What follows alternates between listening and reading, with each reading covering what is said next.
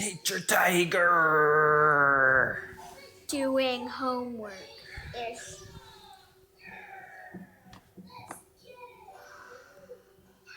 What are you watching?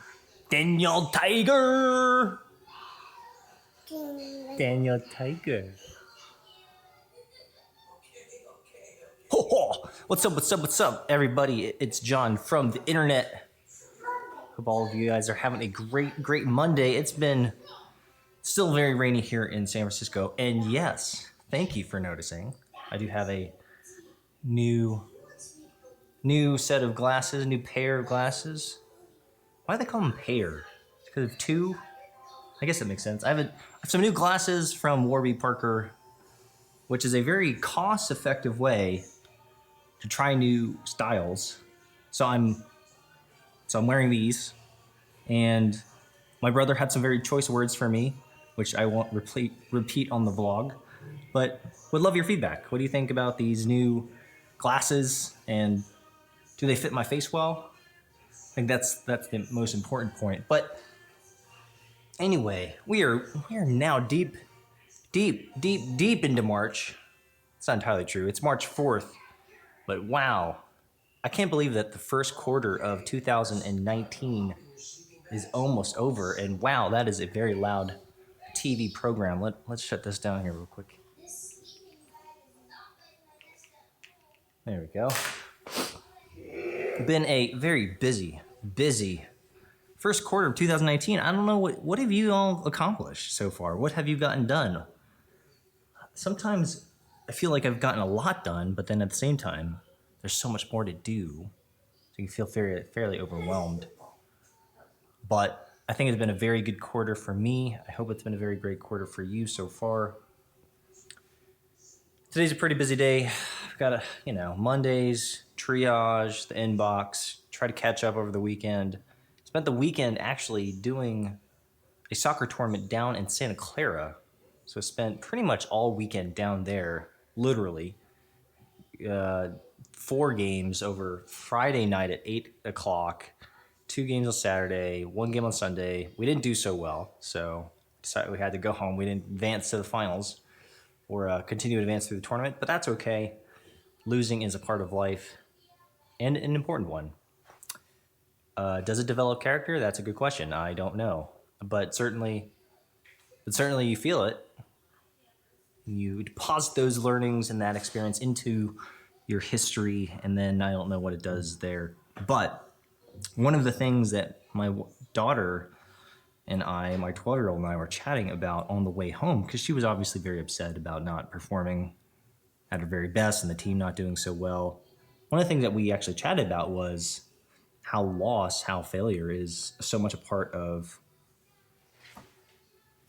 life, but then it's as important to understand not just that you lost and how you lost and the things that impacted, but that also the people that you experienced that loss with. And so much of what our lives are and how we experience failure and success actually is directly impacted by the people who experience that with you. And now if you experience failure and disappointment or success by yourself in isolation, it's a very different thing in comparison to experiencing success and or failure when you're with other folks. And you may know what that's like. I certainly do. I know what it's like to fail something privately by myself, and I have a very different feeling about that as opposed to failing in public. And failing more publicly. What I mean by that is that other folks know about the process and they're walking that experience with you. And I think that's really important. And that's an interesting topic of conversation because as we are hiring new people, as we're onboarding new folks, the team, we're trying to establish kind of the systems through and by which we build the company.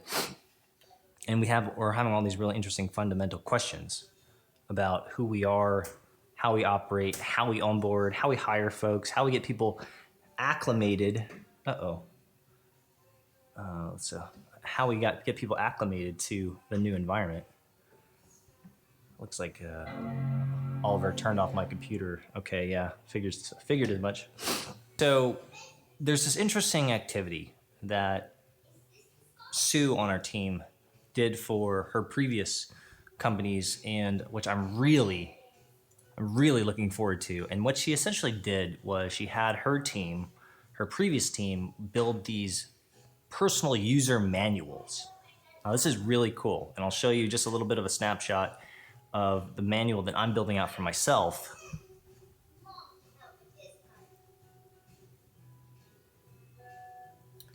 And essentially, this manual is an overview of how I operate. It's almost like a little bit of a dossier on my personal operating system. And so anything from how I get my energy to what I value, the things that I don't have patience for, pet peeves, for instance, some suggestions and some thoughts around how to interface with me better, how to communicate with me. So again, just like a personal operating system, a personal manual, a handbook, if you will, to how I behave in, a professional environment. But obviously, it enumerates kind of in general how I operate as a human being. But you can tell, like, unlike other manuals, right, that you might receive when you get a new product and you never read them. Typically, it's like the first thing you toss aside. If you're that personality, right, you get something like an IKEA piece of furniture and you're like, screw this, I'm just going to put it together myself. And then you realize that you can't, and then you have to go back because you mess it all up. Not that this ever happened to me. But this personal user manual can be very helpful for new folks to understand how I operate and what they can expect from me. And hopefully it'll be a little bit of a shortcut, kind of a little bit of an accelerant to people that we hire and people who are interfacing with me to say, this is kind of how John operates. And I won't be surprised when I see and observe and experience some of these things. And I think this personal user manual has so many implications, so many practical applications.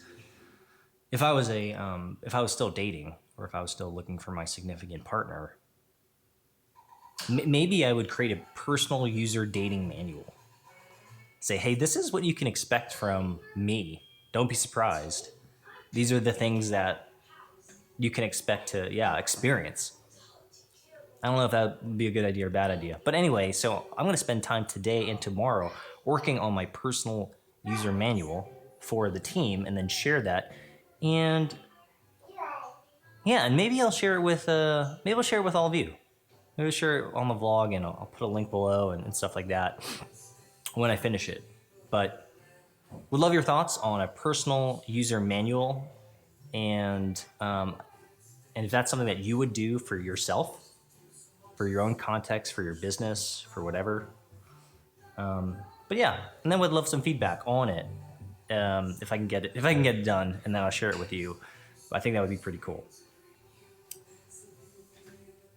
Anyway, so how this all rolls back is so much of the way that we experience life, and I was trying to chat through this with my oldest. So much of how we interpret our experiences is dependent on the people that we experience it with, and from her coach, from her peers, and the players on her team, and how they think about failure and success. It does dramatically impact the way that you think about it.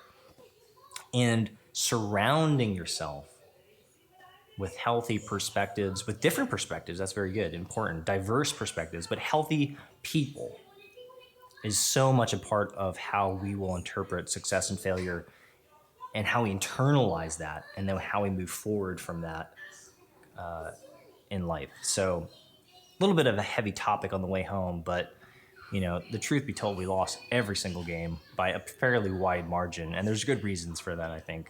Not disappointed, but it's a little bit. It was tough. There were definitely some tears on the way home.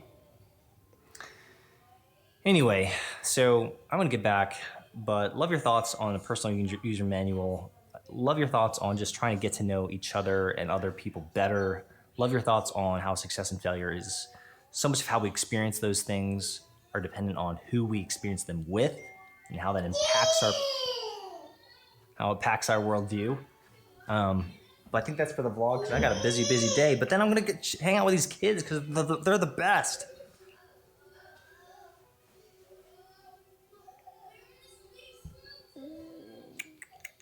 Mmm.